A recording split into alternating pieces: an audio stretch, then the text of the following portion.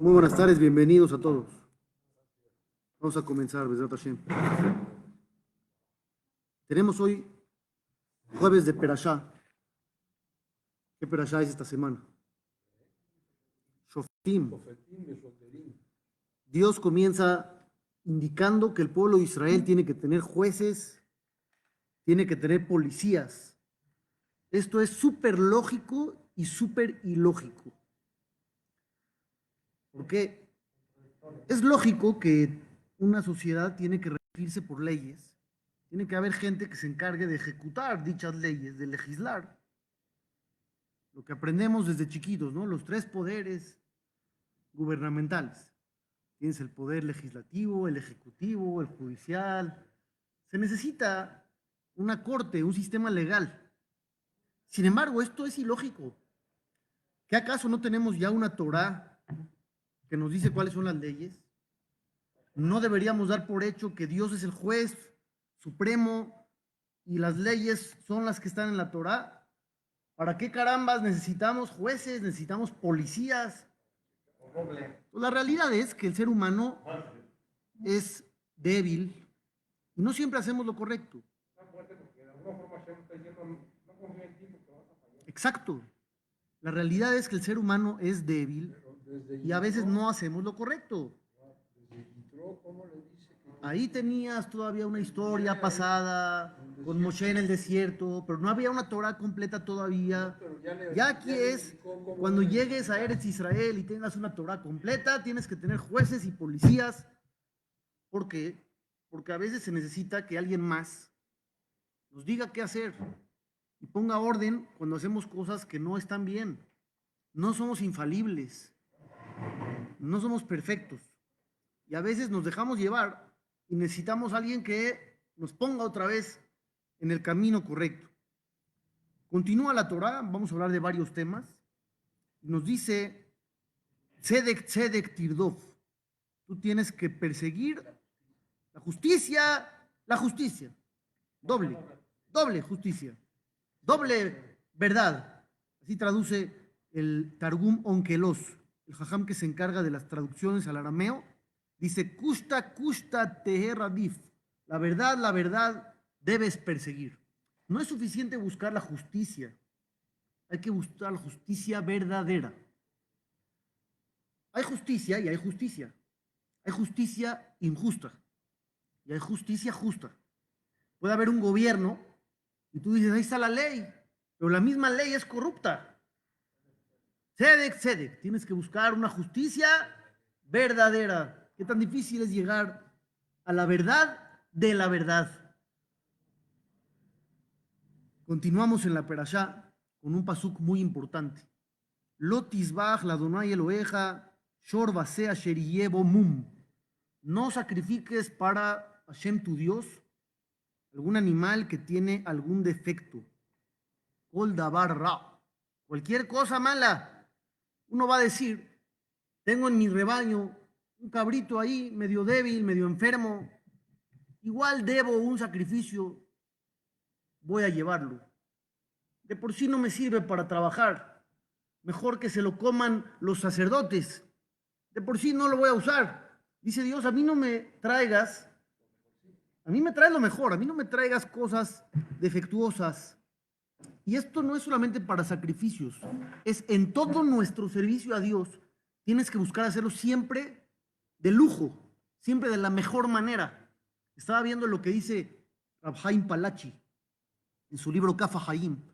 Dice, los que tienen un talet sucio, él dice, hay costumbre de lavar el talet 2 veces al año, mínimo. Dice, los que tienen un talit sucio, no se imaginan la falta de respeto a Dios. ¿Por qué? Porque su traje está limpio, su traje viene de la tintorería, lo mejor de lo mejor, su camisa recién planchada, su corbata, el nudo fantástico, desde que se lo regalaron en el bar mitzvah. ¿Te acuerdas? ¿Cómo? Dice él, no te imaginas la gran falta de respeto que hay. Estás vestido de cientos de dólares, pero tu talet parece de la Shoah. No puede ser, no puede ser. Si huele a sudor hay que lavarlo. Claro, si huele a sudor hay que lavarlo, si está amarillento, está Es que café. no lo lavamos por malos, es Pero por ese miedo lo dejamos que se ensucie y ya tienes un objeto de mitzvah feo para Dios. Entonces es un insulto. Es lo que dice aquí la Torá. No le lleves a Dios cosas defectuosas, cosas malas, cosas feas. Sírvelo con la mejor calidad. Entonces esto se puede ir y permear todo nuestro servicio. Todas las mitzvot tienen que ser así. Lo mejor de lo mejor. No le lleves un animal defectuoso. Imagínate tú en el Bet HaMikdash llevando una vaca así grandota y ves a tu vecino llevando un cabrito todo roto, hecho pomada. ¿Qué le dirías? Oye, está mal, qué feo, qué feo. Así no se sirve a Dios, no es la manera. Es lo único que tiene. No es lo único que tienes, consigue. Si es lo único que tiene, es lo mejor. Está bien. No, defectuoso no. Es mejor no llevar. Esfuérzate. Es mejor no llevar a llevar feo. Vas a darle un regalo a tu esposa de aniversario. Lo único que tienes, un collar usado, roto. ¿Qué dices? Mejor no. Mejor le dices, me espero y te compro algo bien. Next time. No es a fuerza. ¿Estamos de acuerdo o no? Continúa y dice la Torá, si es que llega un juicio donde se verifica que hay un culpable, siempre para la Torá no te puedes basar en rumores. Tiene que haber testigos del crimen cometido. Los testigos obviamente son interrogados por separado, con muchas preguntas para corroborar que dicen la verdad y que no están mintiendo. Si al final de todo ese proceso se verifica que el culpable es culpable y hay que darle un castigo, ¿quién le da el castigo? Yad ha'edim tiyebo barishona. Los testigos son los verdugos.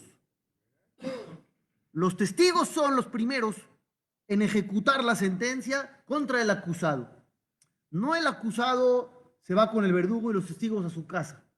Los testigos van a ejecutar la sentencia. ¿Por qué? Porque de esta manera evitamos fraudes y mentiras. Si tú quieres acusar a alguien, mientes, lo acusas en falso y te vas a tu casa, está un poco fácil. Pero si te dicen, tú mismo vas a tener que ejecutar la sentencia, lo piensas dos veces. Los testigos siempre. Yad aedim tiyebo barishona la hamitó. Vas a matar a alguien, pena de muerte, lo acusaste de asesinato al Señor. Los testigos son los primeros. No te puedes quedar callado, pero tampoco puedes mentir. Entonces, con esto aseguramos más que la gente tome en serio sus acusaciones. Se vuelven asesinos, ¿no? No eres un asesino. Estás cumpliendo la ley de la Torá. Matar a alguien. La ley de la Torá. ¿Un soldado es un asesino? No. No necesariamente, está defendiendo. Aquí se está cumpliendo la ley de la Torá. Un violador, ¿qué dice la Torá? Un asesino, ¿qué hacemos con él? Pena de muerte. La Torá sí está a favor de la pena de muerte. Uno acusó. Tú acusaste, ¿no? Entonces tú eres el que va a ir de verdugo. ¿Con quién hay que ir a juzgarse? Dice la Torá, Ubatá el Akoanim al Viimbe, la Shofeta, Sherieva y Amimahem. Tienes que ir con el juez que exista en tu época. Con el juez que exista en tu época, pues ¿con quién si no? El que hay es el que hay. No puedes ir con otro. Dice la Torá, tienes que ir con el juez. ¿Cuál juez? Está ahorita. El que está ahorita. Obvio, no puedo ir con el que ya murió. Tampoco puedo ir con el que no ha existido. ¿Qué es lo que me está enseñando aquí la Torá? Es obvio que vas a ir con el juez en funciones. No puedes ir con un juez que ya falleció. Si yo digo, yo quiero que venga Shemuel Anabí. No, papito, ya no existe Shemuel el profeta. El que existe es obvio. No lo necesita decir la Torá. Yo diría, no es Sanedrín, a mí no me juzga nada. Entonces dice la Torá, tú tienes que aceptar al juez de tu época como si fuera Shemuel el profeta. Para ti, este es el juez y te tienes que someter a la justicia. La Torá tiene sus protocolos para asegurar un buen juzgado, pero tienes que someterte a la justicia de tu época. Sigo leyendo para que abarquemos varias cosas. La Torá habla también en esta perashá de los reyes de Israel y las leyes excepcionales de los reyes. Un rey tiene leyes especiales. Una de las leyes especiales tiene que tener un Sefer Torah exclusivo para él, pequeño, que se lo colgaba y lo llevaba cargando, según lo que dice la Torá, para leerlo Kol Yemei Hayab, todos los días de su vida. Es un precepto especial. ¿Por qué el Sefer Torah especial para el rey? Para que no se confundan sus decisiones. Levilti rum levabo mehab, para que no se vaya a sentir superior a los demás y para que no se aparte de los preceptos ni a la derecha ni a la izquierda, etcétera, etcétera. ¿Cuál es la fórmula para combatir la soberbia? La Torah lo dice. Estudiar Torah. Tú quieres evitar que el rey se sienta superior. ¿Cómo lo vamos a evitar? Que estudie Torah todos los días de su vida. La única manera de permanecer conectado con Dios es estudiar todos los días de la vida. Si tú dejas de estudiar un rato, ¿qué sucede? Te desconectas y al desconectarte te empiezas a sentir mejor que otros. Se te olvida que tienes que ser humilde. Tienes que leer todos los días de tu vida la Torah, especialmente el rey, que es el más propenso a sentirse superior. Y ahora vamos a una parte que me quiero enfocar un poquito más a profundidad. Dice así: cuando vayas a la tierra prometida, no quiero que haya entre ustedes, dice el Creador, las siguientes cosas. Número 1, no quiero que nadie pase a su hijo o a su hija por el fuego. ¿Qué significa? Explican los comentaristas. Había un tipo de servicio pagano, tipo idolatría, que se trataba de poner fuego de un lado, fuego del otro lado, y pasaban a los hijos por en medio. Dice Dios, nada que ver. Conmigo no hay esto. No, hay varias versiones de cómo se hacía. Con esta versión pasaban por en medio de dos antorchas. Dice Dios, yo no quiero nada que ver con eso. ¿Qué tampoco quiere Dios? Kosem Kesamim. ¿Qué significa Kosem Kesamim? Dice Rashi, el comentarista principal, gente que tomaba decisiones con un palo, una vara, tomaban la vara y con eso decidían si lo hago o no lo hago, algún Péndulo, tipo un péndulo, pero con un bastón, tomaban decisiones. Dice Hashem, para nada, de ninguna manera. Tampoco quiero meonen. ¿Qué es un meonen? Dos explicaciones. Una explicación, los ilusionistas, la gente que se dedica a hacer ilusión óptica y le miente a los demás y les hace creer algo que no existe. Dice Dios, no quiero eso en mi pueblo.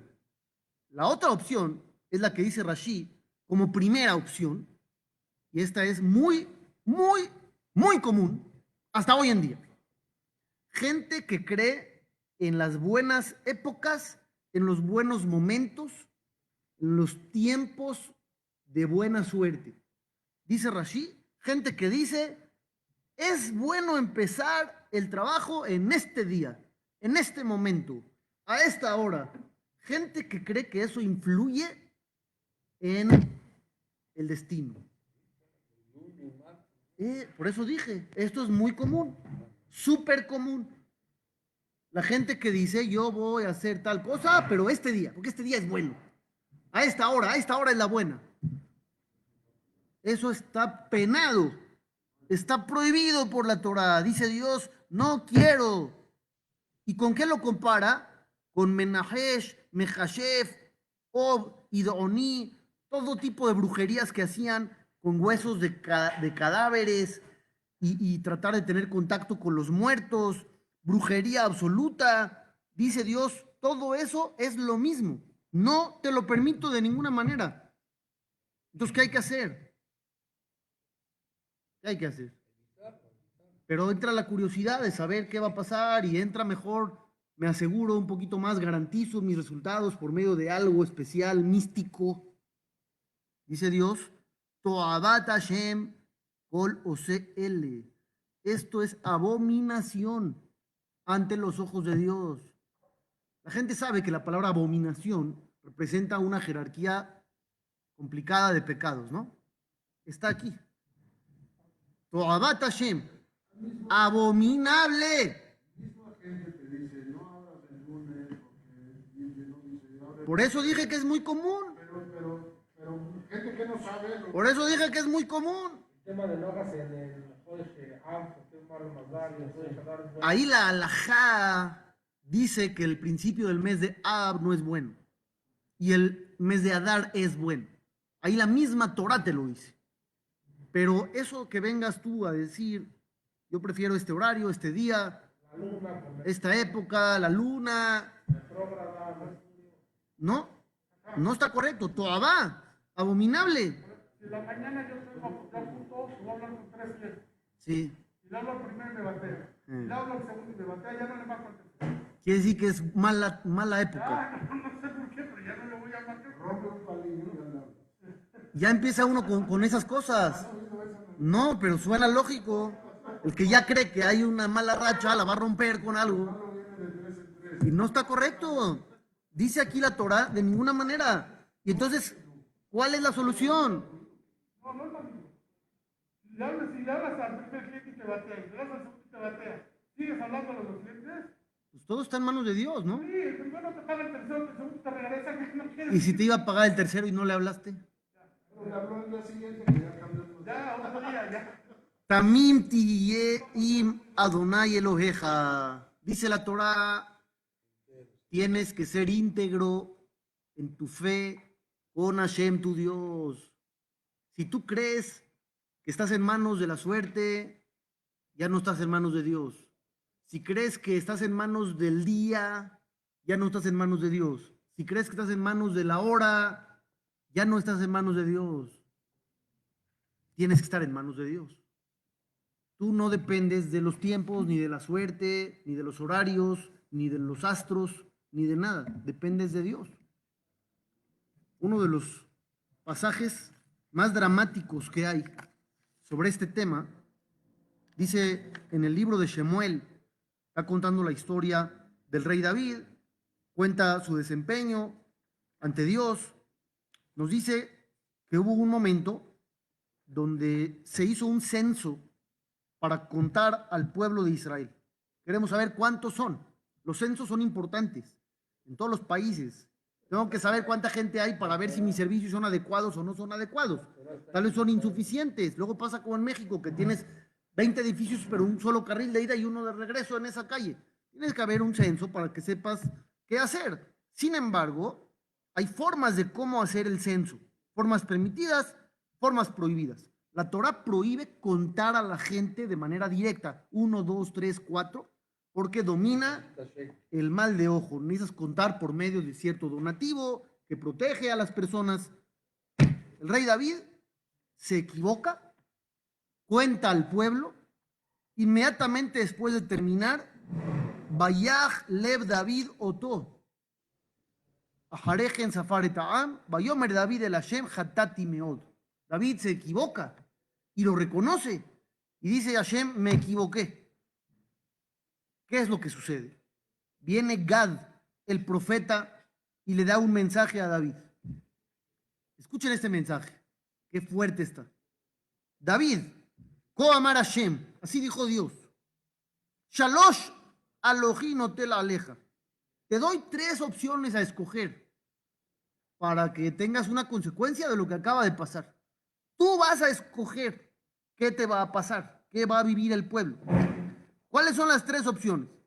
Opción 1, Sheva Shanim Raab, 7 años de hambre.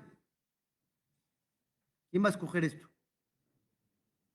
Se acaba el país, se acaba todo. 7 años de hambre, Barminan, es la primera opción. Segunda opción, Sheloshah Hodashim Nusejal Ifnet Zareja. 3 meses tus enemigos te van a dominar. 3 meses va a venir cualquier pueblo enemigo. 3 meses no vas a poder contra ellos. Pero ya acabaron con todo, luego se van, ya que queda 3 meses. 3 meses en manos enemigas. Tercera opción, Sheloshet Yamim Deber Beartzeja.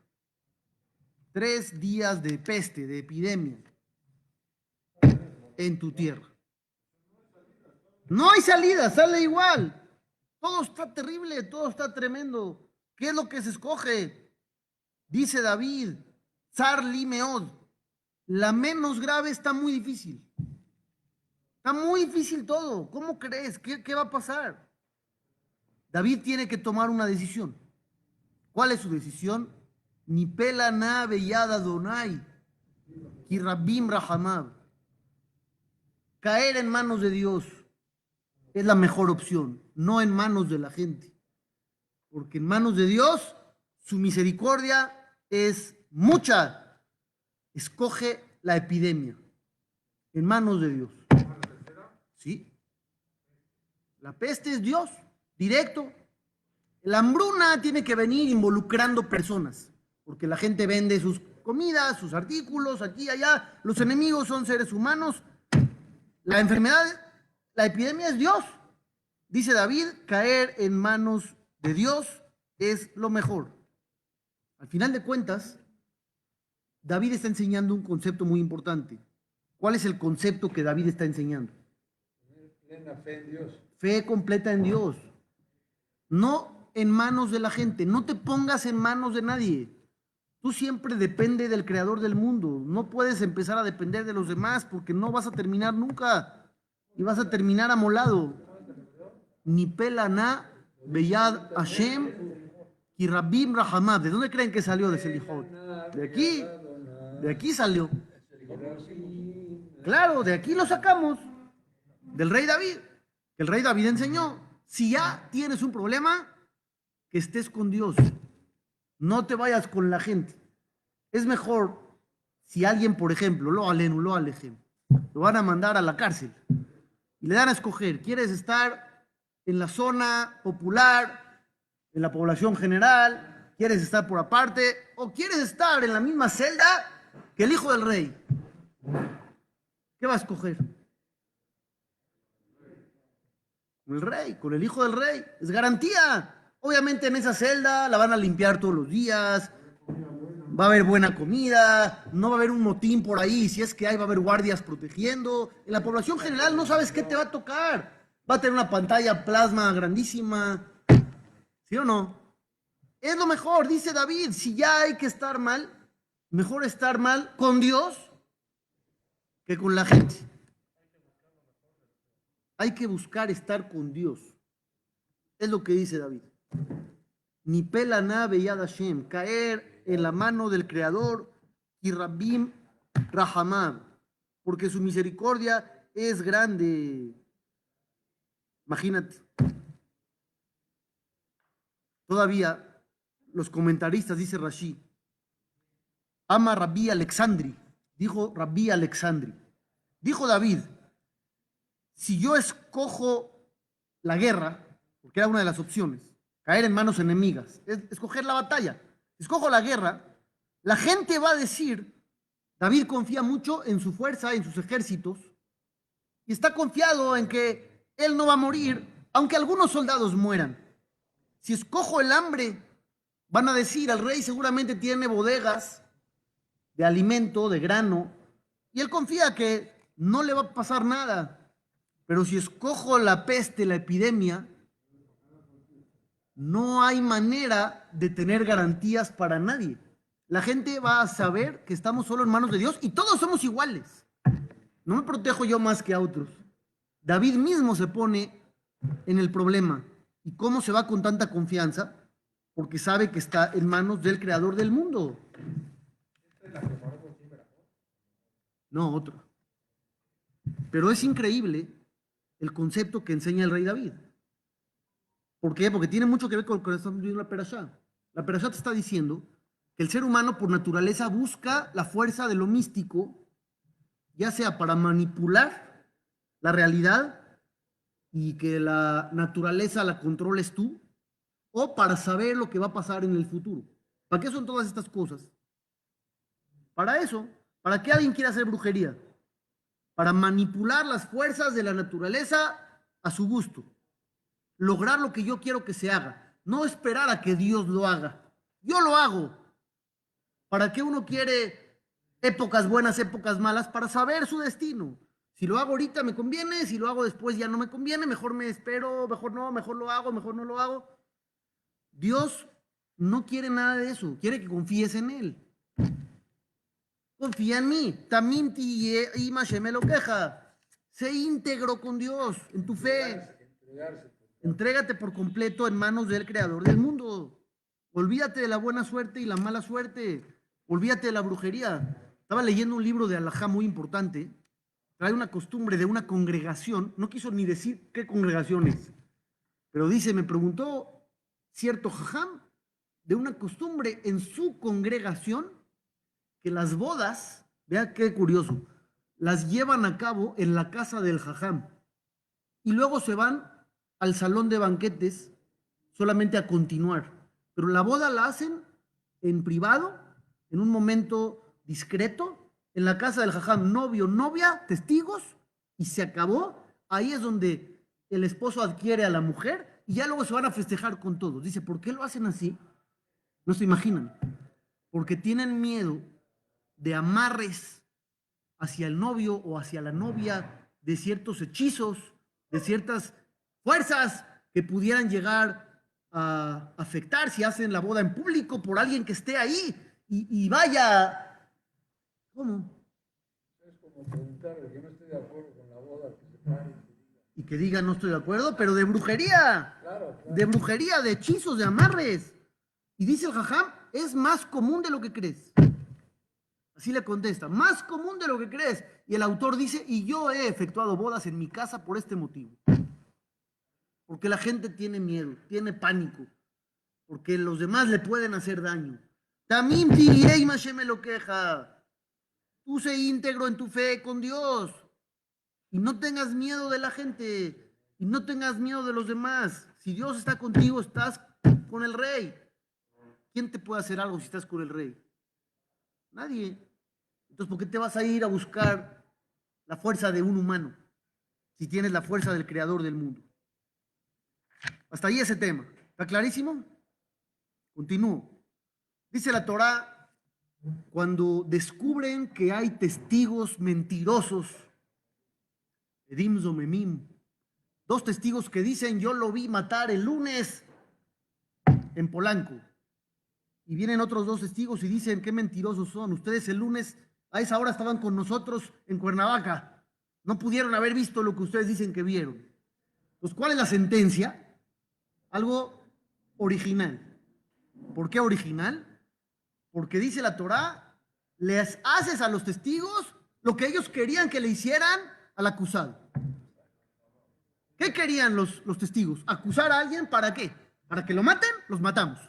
¿Para que pague? Pagan. ¿Para que los golpeen? Los golpeamos. Lo que ellos querían, al final es lo que se hace. ¿Qué pasa con la justicia actual? Cuando alguien acusa en falso a un individuo y se retracta y quita los cargos. ¿Qué le hacen al que acusó en primer lugar? ¿Qué le hacen? Nada, es muy difícil. Nada. Es muy difícil conseguir reparo. Muy difícil, casi imposible. Quita los cargos, acusaste a alguien de violación y después dices ya, retiro los cargos. Retiro los cargos. Te vas a tu casa feliz. La Torá no dice así. ¿Cómo te vas a ir feliz a tu casa? Acusaste a alguien. Lo desgraciaste en la vida, la imagen, el prestigio, el honor, la dignidad, todo. ¿Cómo? ¿Te vas a ir como si nada? Aunque al final no lograste tu cometido, pero moralmente hubo un daño tremendo. Y hay una forma de repararlo, entre comillas, que es esta. Les haces a ellos lo mismo que ellos querían hacer. Para la Torá es muy importante. Y viene una frase que es la que a mí más me gusta de toda la perashá. Yo les acabo de decir, no creas en la suerte, confía en Dios. No creas que te van a afectar, Dios está contigo. La pregunta es, ¿cómo sabes que Dios está contigo? Fe es creer, pero no significa que sea real. Yo puedo creer lo que quiera, pero ¿quién dice que es real? Nada real. Yo puedo creer que Dios me va a ayudar, pero ¿cómo sé? ¿Qué dice? Pero siempre que dice la Torá, yo voy a estar contigo, es cuando te portas bien. Y si yo no tengo un desempeño extraordinario, ¿cómo no importa? ¿Eh? haga lo que haga, Dios está conmigo. El peor malvado del planeta, Dios va a estar con él. ¿Por qué?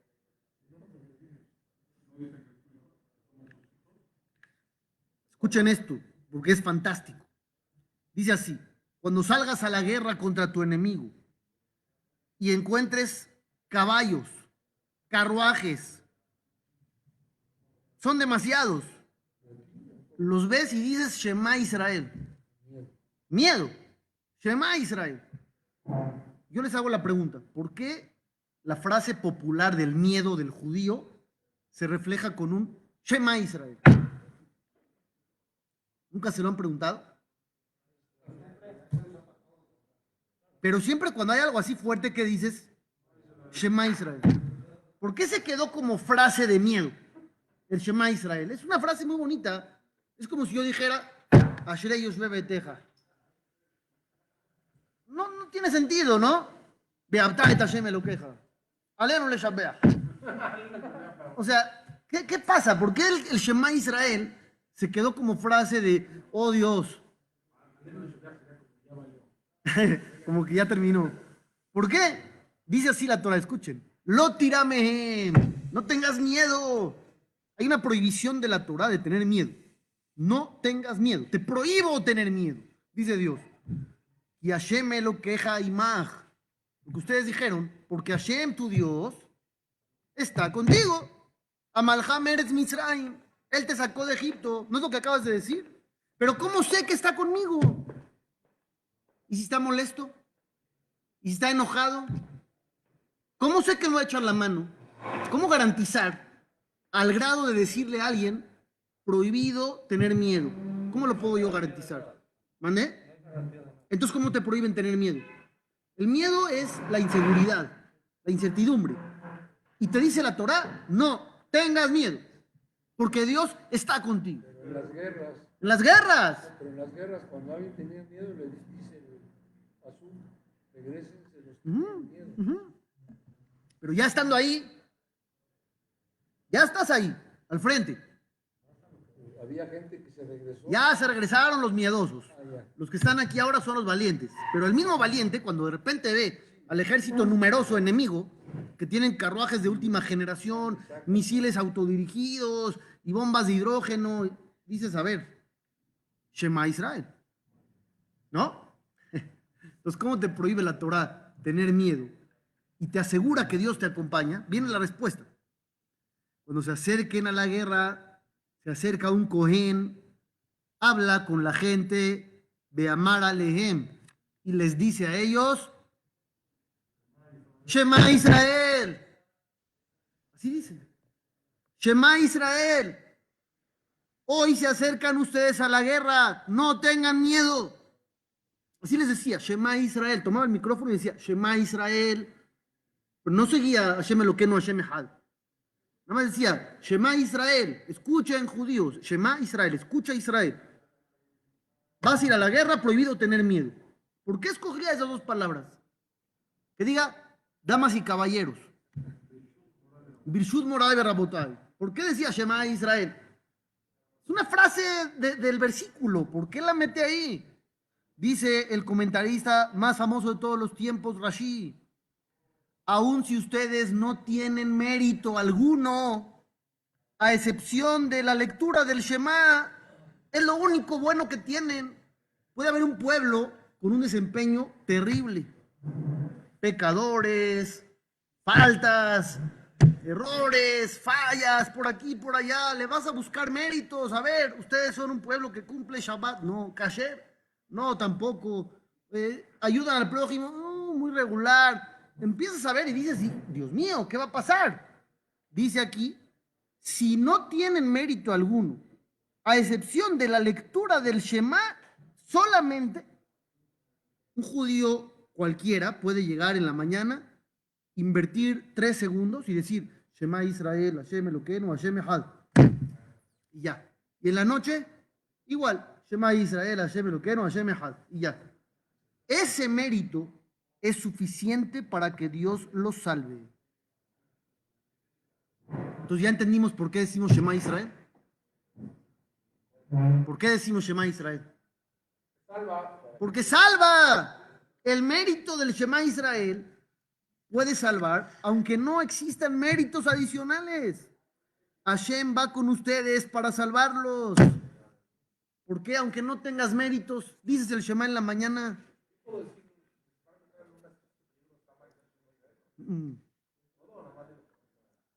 Shema Israel, Hashem Elokeinu, Hashem Echad. Con el pasú completo, puedes decir el nombre de Dios. Y ya con eso existe el mérito para que uno obtenga salvación. Es increíble. Si yo les preguntara, ¿qué mérito se necesita para que Dios te ayude a ganar una guerra? Me vas a decir, necesito 100 cosas. No, no tantas. El Shema Israel. ¿Y por qué es tan importante el Shema Israel? Porque es la fe en Dios.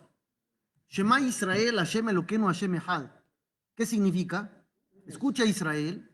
Hashem nuestro Dios todopoderoso es único, que existió, existe, existirá, hizo, hace y hará todo lo que existe. Unes todos los conceptos que acabo yo de mencionar. Que Hashem es único, que gobierna en los 7 cielos, en la tierra, en los 4 puntos cardinales, que es todopoderoso, que existió, existe y existirá, hizo, hace y hará todo lo que pasa en el mundo. Es lo que hay que pensar cuando uno dice el Shema. Ya me pasé de 3 segundos, 5 segundos. 5 segundos en la mañana, 5 segundos en la noche, piensas todo esto que acabamos de mencionar y tienes ya mérito suficiente para ganar la batalla. Déjate de brujerías, déjate de la suerte y no la suerte, deja de andar haciendo cosas para manipular la naturaleza y obtener. Dios es todo, es único, Él es todo lo que hay. ¿Para qué vas a ir a buscar brujería? ¿Para qué vas a ir a buscar cosas que no existen? Hashem Elokeinu, Hashem Echad. ¿Entendimos o no entendimos? Último concepto de la Perashá. Dice Hashem, cuando vayas a la guerra, sitias la ciudad, no puedes cortar los árboles frutales. ¿Por qué no? Porque todo tiene que ser con medida, con lógica, con objetividad. ¿Qué necesidad tienes de destruir un árbol?